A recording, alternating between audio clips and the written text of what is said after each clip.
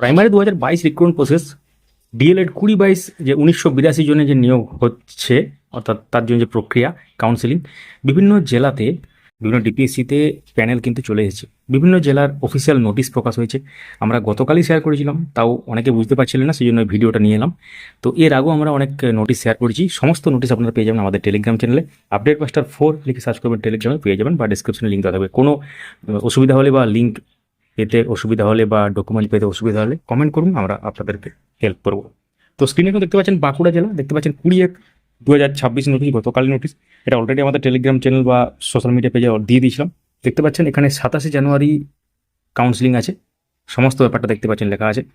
এবং এখানে আমরা অন্য একটি জেলা দেখব, মুর্শিদাবাদ ডিপিএসসি। এবং আপনারা অবশ্যই যে জেলায় অপশান চুজ করেছিলেন বা অফটেড ডিস্ট্রিক্ট যেটা, সেখানে কন্ট্যাক্ট করবেন।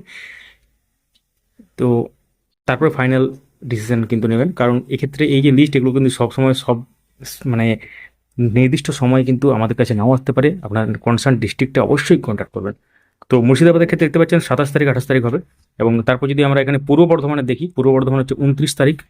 এবং পশ্চিম মেদিনীপুর ডিস্ট্রিক্টের ক্ষেত্রে দেখতে পাচ্ছেন আজকের ডেট আছে 21/1/2026। তো অলরেডি সেটা হয়তো ইতিমধ্যে চলে গেছেন যারা আছেন, অলরেডি আমরা গতকালই শেয়ার করেছিলাম।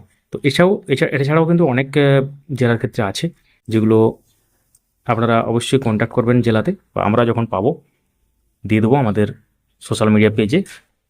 সঙ্গে থাকুন, যুক্ত থাকুন। অবশ্যই আমাদের এই ইউটিউব চ্যানেলটিকে সাবস্ক্রাইব করে রাখুন, এবং যারা ফেসবুক থেকে গেছেন পেজটিকে ফলো করে রাখুন। ভিডিওটি লাইক এবং সবার সাথে শেয়ার করতে ভুলবেন না, এবং কমেন্টে জানাবেন যে আপনারা এই 20/22 মধ্যে আছেন কিনা।